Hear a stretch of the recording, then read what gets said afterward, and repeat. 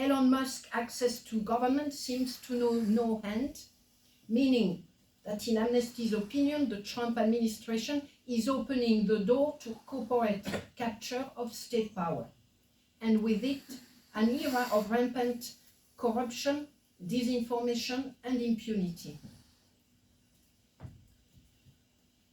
Government around the world must stand up. They must push back so that those noxious trends do not mutate into a toxic new normal for which future generations, our children, will pay the highest price. This is why Amnesty International say now is the time to see this for what it is. It is not the time to imitate. It is not the time to capitulate. It is not even the time to negotiate. It is not the time to seek or make deals. Now is the time to resist. Authoritarian takeovers and the annihilation of an international law are not inevitable. Although 2024, the world's largest ever electoral years, saw some countries elect anti-rights leaders, in many other nations, voters gave a resounding no to anti-rights politics. We could forget that. And from Bangladesh to Mozambique, from South Korea to Turkey, civil protests have showed that people will not be caught by authoritarian practices. In college campus and city squares, millions the world over have continued to gather to demand an end to authoritarian practices, an end to Israel genocide, the freedom of all hostages, an end to Russia's occupation.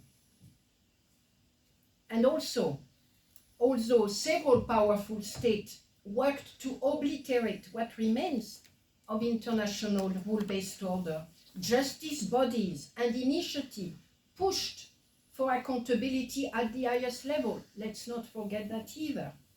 The International Court of Justice, that is meeting right now, issued provisional measures in the case South Africa brought against Israel.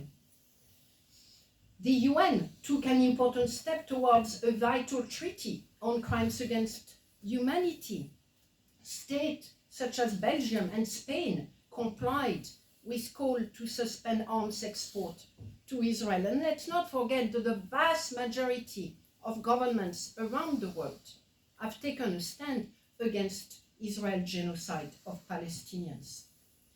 Thanks to the vision and courage of Pacific Island youth and to Vanuatu, a country on the front line of the climate crisis, the International Court of Justice held a historical hearing affirming state obligation vis-à-vis climate change. And the International Criminal Court issued arrest warrant against state officials in Israel, Myanmar, and Russia, and leaders of armed groups in Gaza and Libya. Make no mistake, these escalating attacks or sanctions against the International Criminal Court are an existential threat to international justice and the rule of law, but they are also a surefire sign that the court is doing its job. Just look at the recent arrest under an ICC warrant of former Philippine President Rodrigo Duterte for the crimes against humanity of murder, the man that everyone thought was untouchable, sitting now in front of judges in The Hague. The likes of Donald Trump, Vladimir Putin, Benjamin Netanyahu would not be so hell-bent on destroying the ICC if they did not fear it. Is this enough? No. It is not to meet the rising challenge. We must do more. How? So many say to me, to act we need hope. But what I say that first and foremost we need courage. Hope comes through our actions. We need courage to resist the false narrative, the failed idea, the dehumanization, the appalling double standard. We need courage to resist the attacks on international law and universal norm. And we need courage to speak up for the rule of law. We need courage to demand protection through the rule of law against intimidation from rule by law. And if we are fortunate enough to live where we can speak out, we need courage to resist with civil disobedience and civil litigation. We need courage to demand repeal of laws that criminalize climate activism, that suppress dissent, that target academic and other civic freedom.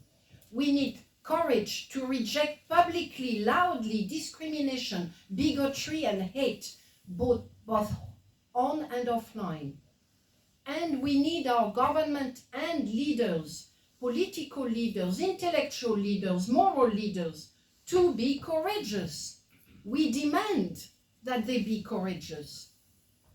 The Trump administration sanctions against the ICC prosecutor, Hungary's recent threat to withdraw from the court, underscore that international justice is a major battleground. And we want our government to fight the fight. Our government who 80 years ago created those institutions meant to protect international justice. We want government with civil society to work at erecting impenetrable barricades in protection of the ICC, its staff, and all who support its work. We want our government to implement universal jurisdiction principle to multiply the cases against the war criminals walking our street. We want government to support investigation into crimes under international law committed by all parties to the conflict. We want our government to enforce the ICJ opinions and rulings. We want them to enforce the ICC arrest warrant. We don't want them to make deal. No. And anyone who dares sanctioning or denying international justice should be sanctioned back. We want our government to sanction back those who dare sanctioning international justice. How hard is this? I don't even know why we have to ask for it. Why? They sanction the International Criminal Court, they get sanctioned back. Resistance may not be enough, so we have to transform our communities, our cities, our government. At Amnesty International, we are ready to organize with you, to campaign, to demand a Convention on Crimes Against Humanity, a UN Convention on International Tax Cooperation. We need and want to transform so that everyone can get universal income at a time where inequality and social chaos are being spread through austerity measures. And we want to transform and reform the UN Security Council. These are just some of the reform that must take place as part of our resistance. We don't just resist to protect 80 years. We protect what needs to be protected, and we transform what must be transformed. Resistance is a long journey, but it begins with just one step, the step of courage. The courage to stand up to the bullies, the courage to say no to their deals, their greed, their indifference, their cruelty, the courage to call them out for what they are and to demand that they be held accountable for what they do. Resistance and courage. Thank you. Thank you.